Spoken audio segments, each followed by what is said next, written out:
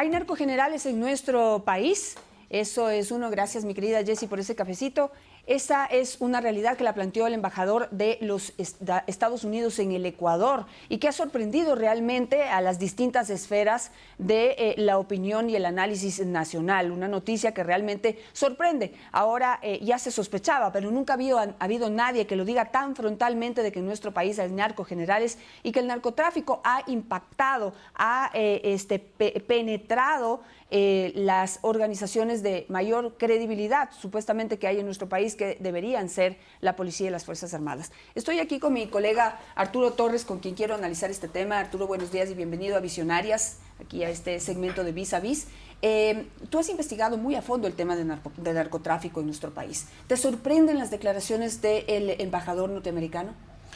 Gracias, Janet. Buenos días. Felicitaciones por tu programa. Me parece Gracias, que es una chévere apuesta periodística que es tan necesaria en el país. No me sorprende, la verdad, porque el problema del narcotráfico ha venido evidentemente permeando diferentes instituciones estatales y también el sector privado, porque no hay que olvidar que el tema del lavado, por ejemplo, del dinero, es también evidente, pero no se investiga de una manera sólida y contundente para establecer hasta dónde llegan las redes del narcotráfico en la cuestión económica.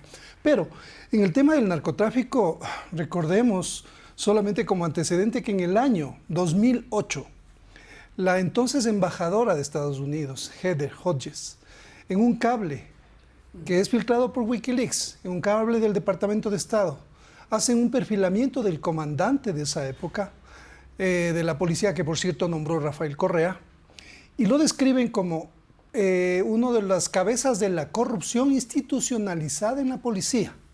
Un sistema de corrupción en el cual él estaba involucrado en trata de personas, trata de migrantes, redes de corrupción a distinto nivel. Entonces ya esa alerta se dio en el 2008 y de cómo un oficial que estaba desde el año 90, escala, pese a que se tenía toda la información de que era y estaba vinculado a redes de corrupción. Otro tema interesante es que en ese mismo cable se menciona que el presidente Correa sabía de todos esos antecedentes y sin embargo lo puso en la comandancia. Él estuvo un año en la comandancia. Entonces, ¿qué pasó en ese año? Desmantelaron los sistemas de inteligencia que estaban investigando al gobierno. Nada es coincidencia. Básicamente, 2 años después, cuando aparece el cable, porque el cable se divulga el 2011, aquí en Ecuador, 2 diarios publicaron los cables de Wikileaks, y cuando se revela eso, lo que hace Correa es expulsar a la embajadora de Estados Unidos, ¿no es cierto? Y empieza todo el descalabro de la cooperación, no solo con Estados Unidos, sino con Colombia en el tema del narcotráfico. Me parece bien interesante analizar este antecedente para ver qué es lo que está pasando ahora. Y que, digamos, esto que estás citando tú es muy importante porque puede de alguna manera coincidir hoy con un tuit que puso ayer el expresidente Correa en torno a la realidad y a los cuestionamientos que se le está haciendo actualmente al general Víctor Arauz, que es el general de la policía, que se devela como el primer nombre ya puesto sobre la mesa, general de la policía, que se le retirará su visa por parte del gobierno norteamericano. Él mismo dijo que hoy ha sido citado a la embajada americana al mediodía, él y su familia, y pues 1 más 1, 2, se entendería que será para quitarle la visa. Pero sorprende el comentario de Correa, que dice que pobrecito el general está sintiendo lo mismo que estamos sintiendo nosotros y que la verdad nos hará libres y un poco de cosas en ese tuit. ¿Cómo lo recibes tú? ¿Cómo lo analizas? Bueno, básicamente coincido con tu lectura y con tu análisis. No hay que hilar muy fino como para entender que si el expresidente, que está vinculado a tantos casos de corrupción, está sentenciado y es básicamente el que articuló la política para desmantelar la policía antidrogas, todo el control de inteligencia alrededor del narcotráfico, ahora haciendo un pronunciamiento así, yo le diría de parte del general Arauz, por favor, o sea, no me ayudes de esa forma, porque realmente le está hundiendo. Entonces, es evidente que cuando hay un pronunciamiento político de Rafael Correa hay que tener una doble lectura siempre. Él tiene un discurso de simulación, pero realmente hay otras cosas que están por abajo. Esa es su manera de operar. Cuando dice una cosa, está haciendo otra simultáneamente. Entonces, el discurso es parte de la victimización. Victimizarle también a alguien que él considera que apoya, que se ve claramente que, ¿no? que hay ahí una cercanía, una relación, al menos del expresidente con el general. Entonces, a mí, yo no tengo muchas dudas sobre por qué da él ese apoyo. Pero sí creo que es importante entender que este tema de los generales vinculados o de los oficiales, no solamente de la policía, sino de Fuerzas Armadas, del Ejército y de la Marina, con estos temas, es algo que se conoce desde hace muchos años y sin embargo las autoridades, los gobiernos no han tenido la entereza de establecer investigaciones solventes que saquen a estos malos elementos de la policía o de Fuerzas Armadas y simplemente se mantenga la impunidad, lo cual evidencia la debilidad institucional porque tiene que ser un embajador el que frente a este desborde de información, porque la información que recibe el embajador es una información que recibe de la policía. Ahora, yo tuve conocimiento y creo que se filtró esta información. El momento en que se posesiona Guillermo Lasso tiene y recibe un informe por parte de la Embajada Americana y por parte de la alta cúpula militar y policial también. Y en la Embajada Americana ya se le advirtió de toda la penetración que ya está detectada que existen dentro de las altas cúpulas de las Fuerzas Armadas y de la Policía Nacional. Me imagino que digamos, llevar a la práctica, comprobar o hilar, digamos, toda la información que tienen no será fácil, porque viene ahora esta decisión. Sí. ¿Cómo lo ves tú? Es complejo porque el gobierno está 6 meses en el poder. Pues 6 meses puede ser interpretado como rápido también para tomar decisiones. Claro, bueno, hay que entender también que el gobierno está enfrentando crisis simultáneas, una sanitaria, otra económica y la más fuerte que estamos viviendo, la de seguridad, porque esto tiene que ver, creo que tiene que también ser analizado en el contexto de lo que ocurre con las cárceles, ¿no es cierto? Tenemos un problema grave de inseguridad generado en un contexto del aumento del narcotráfico, pero también de los golpes al narcotráfico. No olvidemos que este año ya se han capturado 192 toneladas de droga en el país, lo cual es una cifra récord. Entonces eso también ha generado una reacción de estas mafias del narcotráfico contra el gobierno, porque los golpes han sido evidentes. Hay una cooperación muy sostenida de antinarcóticos con Colombia, con Estados Unidos. Veamos todas las operaciones que se han hecho. O sea, hay golpes importantes. Hay una reacción del crimen organizado y de sus brazos operativos, tanto a nivel de las bandas, de las megabandas en las cárceles que también operan en las calles, como a nivel político y de sus operadores en diferentes sectores del Estado.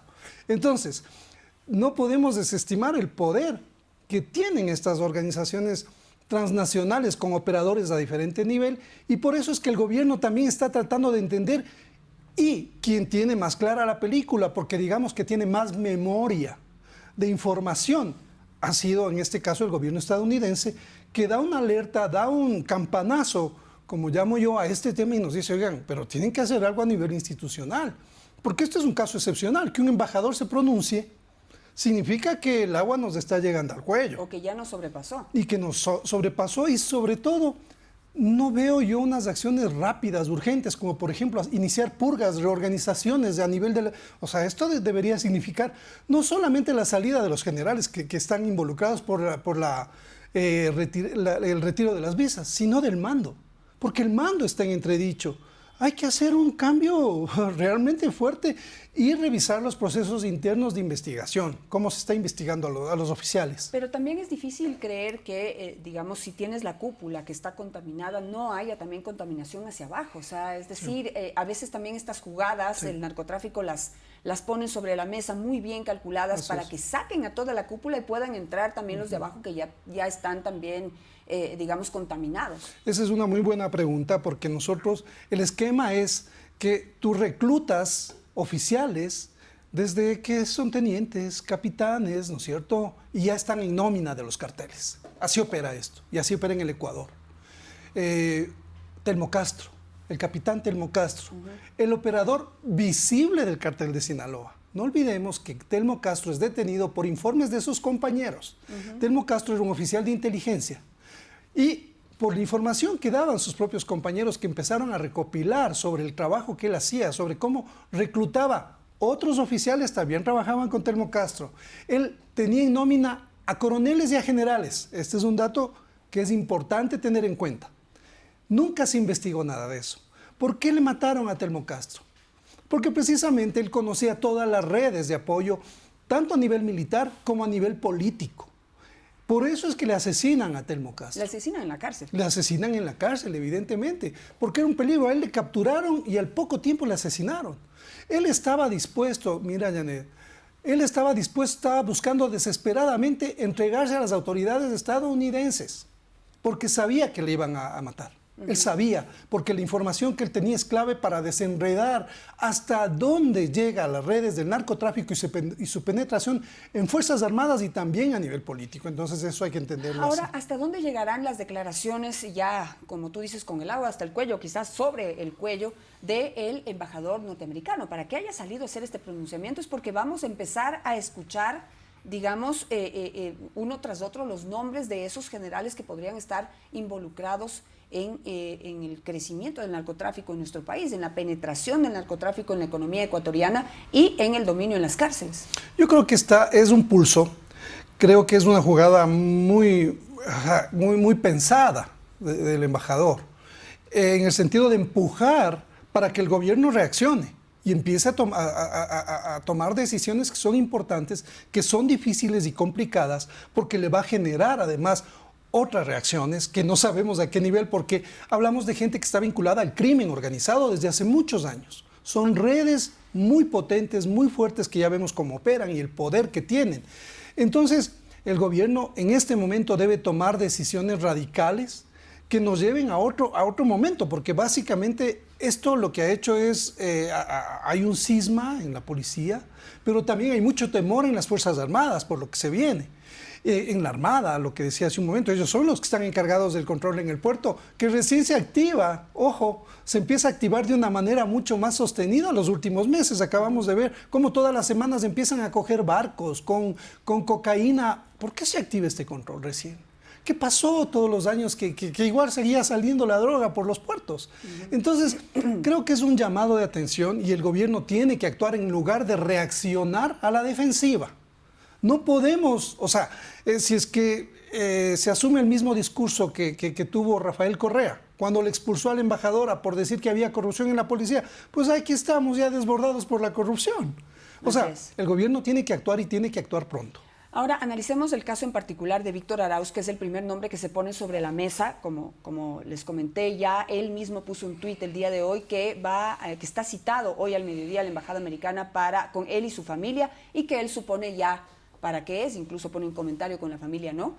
Pero ya es un antecedente de que se les va a retirar la visa a él y a su familia, que digamos, en el tema de combate al narcotráfico o la develación, digamos, resulta simbólico, pero pues ya no le permiten la entrada a su país por estar relacionado con este tipo de delitos. Pero me sorprende porque Víctor Arauz realmente viene presentándose como con una carrera brillante y ser un ejemplo de policía. O sea, si en ese nivel está el ejemplo de oficial de la policía, ¿cómo estará lo demás? Sí, el caso del general Arauz es paradójico porque básicamente él hizo su carrera muchos años en Guayaquil, a cargo de una unidad especial, y llevó muchos agentes a Guayaquil, y desde ahí él ha sido investigado, de lo que yo tengo información. Y por eso esa información es la que le llega también a la Embajada de Estados Unidos, pero también le llega al gobierno, y a la policía, y al mando. Y por eso es que toman una primera decisión cuando le hacen la calificación, porque además se basan en que él no pasa la prueba del polígrafo, ¿sí? Que es una prueba importante que tienen que tomar los oficiales para saber si son o no son confiables, o si hay dudas sobre sus procedimientos, sobre sus carreras. Entonces, él ya tenía o sea, por eso es que el gobierno también en esta nota que se llama subjetiva, ¿no es cierto?, que tú confías o no confías en un oficial en función de información que recibes, y además le hacen la prueba del polígrafo, y tengo entendido que por eso él no es ascendido, no es calificado, porque no pasó la prueba del polígrafo, y por información adicional que ya tenía la policía sobre los antecedentes y las conexiones que tendría el general con personajes que están siendo investigados. Entonces ahí se ve la coordinación, ¿no?, entre la Embajada Americana, la policía y el gobierno nacional. Así es. Por la sorpresiva salida de Víctor Arauz. Sí. Que de alguna manera pues resultado de esa conversación, para no decirlo presión, y termina con esta salida. Pero ¿cómo ves tú? El general Arauz no se quedó allí y contraatacó y se fue contra la general Varela, que también pues hay una serie de cuestionamientos que no han sido dilucidados, no han sido aclarados y que siguen ahí dando como este mal ambiente y golpeando la credibilidad de la institución policial. Sí, porque los procedimientos que o sea, ya en la cuestión formal de cómo, por ejemplo, se debió reunir con el exministro fallecido Monge, eso es lo que él apela y por eso es que la Corte Constitucional, la jueza, le da la razón, digamos, en primera instancia, diciendo que se han violado sus derechos y que por lo tanto tiene que ser reintegrado a la policía. Creo que el mando policial no ha manejado bien este tema. Evidentemente hay errores jurídicos que tienen que ser subsanados. Yo no entiendo cómo una institución como la policía se equivoca de esa forma, sabiendo que hay un general que es recursivo, que tiene elementos, que también tiene gente que le apoya, comete esos errores. Entonces, por eso yo digo que es todo el mando el que está en entredicho, no es solamente el general. Hay una crisis del actual mando policial que el gobierno tiene que subsanar rápidamente, porque básicamente toda la institución es la que está siendo afectada. ¿Qué es lo que esperarías tú? O sea, ¿qué debemos esperar como ecuatorianos? En los próximos días se deberían develar estos otros nombres, porque el embajador habló de generales, narcogenerales, no solo narcogeneral. Sí. Entonces, narcogenerales, ¿deberíamos conocer en los próximos días nuevos nombres? Yo creo que la embajada, con la decisión que acaba de tomar de notificarle, bueno, la notificación realmente fue la semana anterior, porque una cosa es que le informan y otra cosa es que le convocan ya una fecha para ir a la embajada. Desde la semana anterior, de lo que yo conozco, ya le habían dicho al general Arauz que ya le habían quitado la visa. Ajá. Ahora lo que van a hacer es una formalidad. Los pasaportes no es solamente a la persona que le quitan la visa, sino a toda su familia. Ese es un procedimiento que siempre se sigue en estos casos. Y han habido varios oficiales a los que se les ha retirado la visa durante algunos años, precisamente. Pero este tema es de tal envergadura que tiene que el embajador decirlo públicamente. Entonces, yo lo que creo es que después de este anuncio, la embajada va a bajar el nivel, no va a exponerse más, porque ya hay una sobreexposición con todo el costo político y diplomático que eso puede acarrear, porque esto no es parte de la diplomacia formal, ¿no es cierto? Esto sale de los parámetros normales. Entonces, la embajada tampoco está en la obligación de dar los nombres, porque es su potestad quitar una visa. O sea, eso no tiene nada que ver con la soberanía o no de que estén aquí en el Ecuador. Lo que yo sí espero es que el gobierno nacional pueda realmente tomar ya decisiones sobre estas alertas, y entiendo que la coordinación va por ahí. O sea, se ha fortalecido la cooperación con Estados Unidos. Para Estados Unidos, Ecuador es estratégico en este momento, por eso estuvo aquí el jefe del Departamento de Estado. Pues, o sea, la importancia que tiene Ecuador en este momento regionalmente hablando para la lucha antidrogas y la lucha contra estas amenazas híbridas, políticas vinculadas al crimen organizado, regionalmente lo que pasó en Colombia, en Chile, en Ecuador, con actores extranjeros que están interviniendo para cambiar el eje y volver a lo que vivimos durante el socialismo del siglo XXI. Esa es una lucha que está ahí muy, muy, muy pronunciada y tiene un carácter geopolítico que tiene que ser comprendido en esa medida y enfrentado de una manera mucho más eficaz por el gobierno. Te agradezco mucho, Arturo, por ayudarnos a analizar este tema y poder recordar pues que esto no es una cosa puntual ni nueva. Esto ya viene, ya venimos recibiendo información y se ha venido tomando acciones en contra de miembros de la cúpula militar y policial desde hace algunos años y creo que ya llegamos a un punto crítico. Así que preparémonos para poder seguir viendo cómo se debe y apoyemos la posibilidad de que se limpien las Fuerzas Armadas, que se limpie la cúpula policial y que podamos tener realmente instituciones en las que podamos confiar para luchar contra este problema, este mal que afecta no solamente al Ecuador, sino al mundo, que es el narcotráfico. Gracias, Arturo. Gracias a ustedes también muchísimas gracias. En el día van a poder seguir viendo la difusión de todas las cosas importantes que han dicho nuestros invitados el día de hoy. Síganos en todas nuestras redes sociales, @visionariasec. Los espero mañana.